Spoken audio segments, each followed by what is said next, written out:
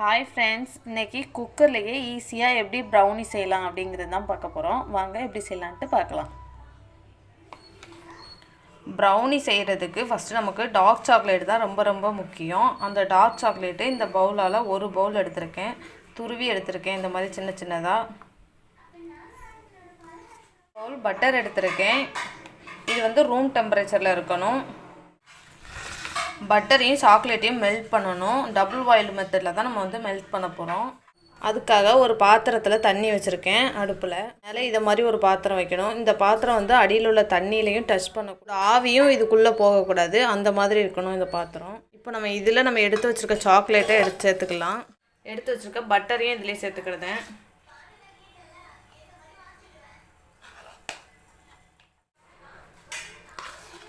எடுத்து வச்சுருக்க பட்டரையும் இதில் சேர்த்தாச்சு. பட்டரும் சாக்லேட்டும் சேர்ந்து நல்லா மெல்ட் ஆகணும்.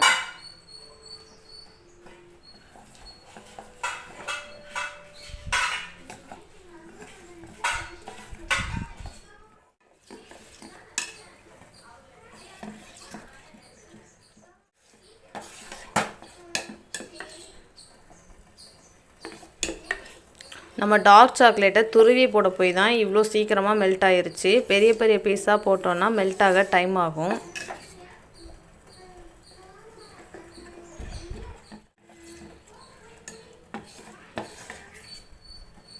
இந்த மாதிரி நல்லா மெல்ட் பண்ணி எடுத்துக்கணும்.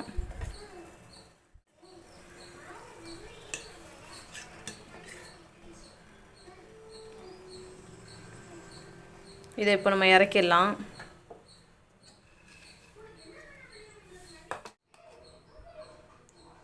இந்த மாதிரி சாக்லேட்டை நல்லா மெல்ட் பண்ணி எடுத்திருக்கேன்.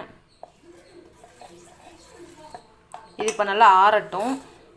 ஒரு பாத்திரம் எடுத்திருக்கேன். இப்போ இதில் 2 முட்டையை உடைச்சு ஊற்றிக்கலாம்.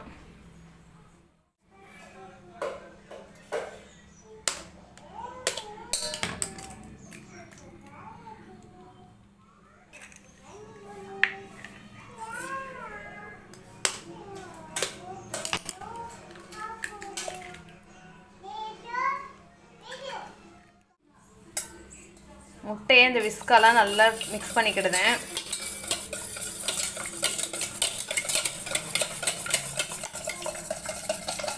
மிக்ஸ் பண்ணியாச்சு. பவுலால் 3/4 பவுல் சர்க்கரையை பவுட்ரு பண்ணி வச்சுருக்கேன், அதையும் சேர்த்துக்கலாம். பவுல் நாட்டு சர்க்கரை எடுத்திருக்கேன், அதையும் இதோட சேர்த்துக்கலாம். வெண்ணிலா எசன்ஸ் சேர்த்துக்கிடுதேன். இப்போ இதெல்லாம் சேர்த்து மிக்ஸ் பண்ணிடலாம்.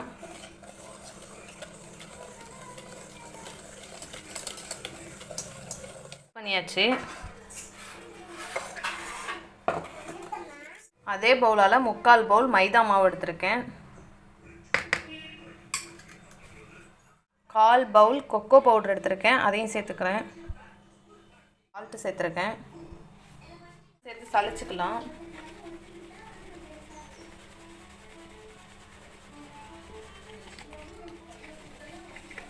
இது எல்லாத்தையும் சேர்த்து சளிச்சு எடுத்துட்டேன். மிக்ஸ் பண்ணி வச்சுருக்க முட்டை கூட நம்ம மெல்ட் பண்ணி வச்சுருக்க சாக்லேட்டை சேர்த்துக்கலாம்.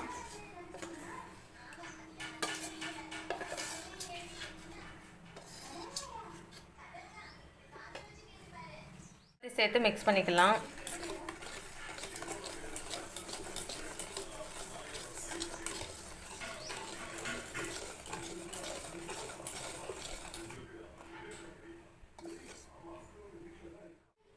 எல்லாம் சேர்த்து மிக்ஸ் பண்ணியாச்சு. இப்போ நம்ம சளிச்சு வச்சுருக்க இந்த மாவை வந்து இதோட சேர்த்து மிக்ஸ் பண்ணணும்.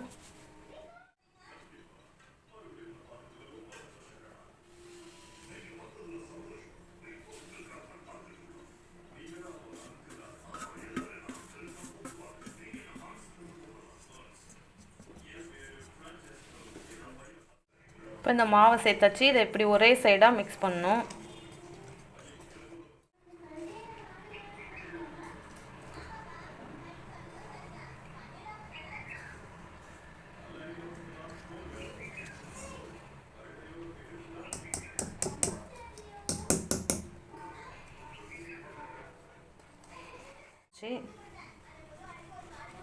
எல்லாத்தையும் சேர்த்து நல்லா மிக்ஸ் பண்ணியாச்சு.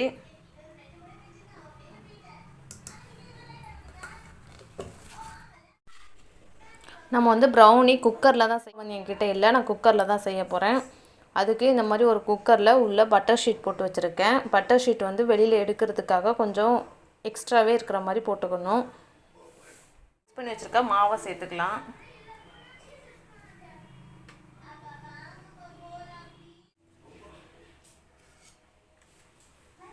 சேர்த்தாச்சு.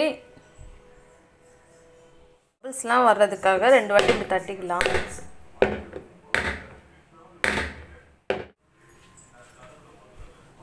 ஒரு குச்சை வச்சு இந்த மாதிரி பண்ணிக்கலாம். மூடி வச்சு மூடிடலாம். இதில் வந்து கேஸ்கட்டும் போடக்கூடாது, விசிலும் போடக்கூடாது. மூடிடலாம். அடுப்பில் ஒரு பழைய தோசைக்கல்லை ஒரு 10 நிமிஷத்துக்கு முன்னாடியே வச்சுட்டேன். சிம்மிலே வச்சுருந்தேன். நல்லா ஹீட் ஆயிடுச்சு. நம்ம இப்போ இது மேலே இந்த குக்கரை தூக்கி வச்சிடலாம்.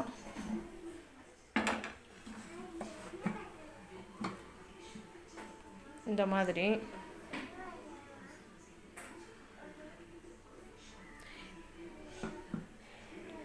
அடுப்பு சிம்மிலே தான் இருக்கணும். இப்படியே இருக்கட்டும். நம்ம ஒரு 30 நிமிஷம் கழித்து வந்து பார்க்கலாம். ப்ரௌனி அடுப்பில் வச்சு 30 நிமிஷம் ஆயிடுச்சு. ரெடி ஆயிடுச்சான்னு இப்போ ஓப்பன் பண்ணி பார்க்கலாம்.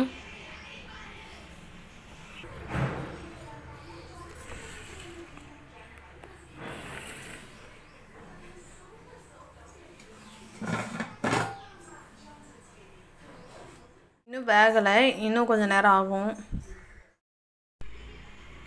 கேக்கு வச்சு 40 நிமிஷம் ஆயிடுச்சு. கேக்கை வந்து ஓப்பன் பண்ணி பார்க்கலாம் வெந்துருச்சான்ட்டு.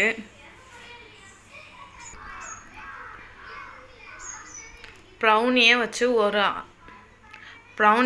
40 நிமிஷம் ஆயிடுச்சு. ஓப்பன் பண்ணி பார்க்கலாம் ப்ரௌனி ரெடி ஆயிடுச்சான்ட்டு. ப்ரௌனி ரெடி ஆயிடுச்சு. இங்கே பாருங்கள், ஒட்டலை.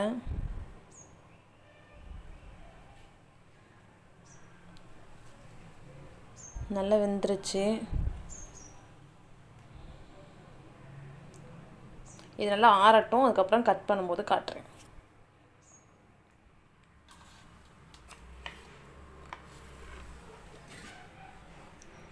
ப்ரௌனி குக்கரில் கொஞ்சம் கூட ஒட்டவே இல்லை. சூப்பராக வந்துருச்சு.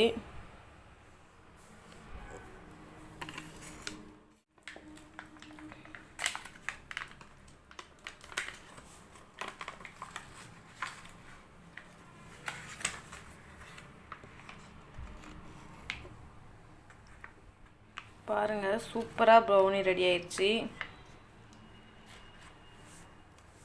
நட்ஸ் எல்லாம் போட்டிருந்தோம்னா இன்னும் சூப்பராக இருந்திருக்கும். நான் ஃபஸ்ட் டைம் செய்கிறதுனால நட்ஸ் எதுவுமே போடலை.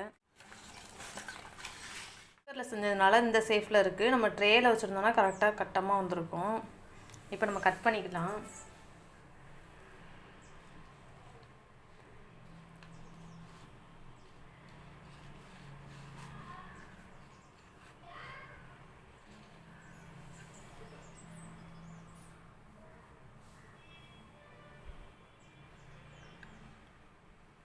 ப்ரௌனி பாருங்கள், சூப்பராக வந்திருக்கு.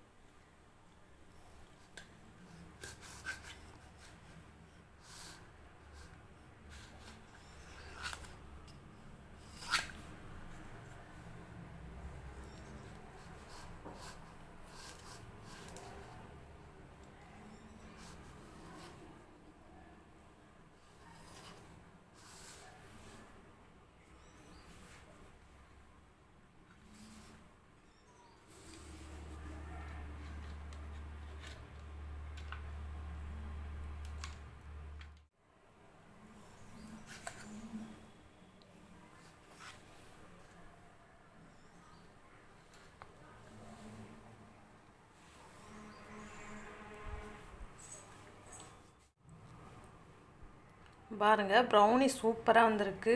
டேஸ்ட்டும் சூப்பராக இருக்குது. நான் இப்போ தான் ஃபர்ஸ்ட் டைம் சாப்பிட்றேன். ஆனால் டேஸ்ட்டு சூப்பராக இருக்குது.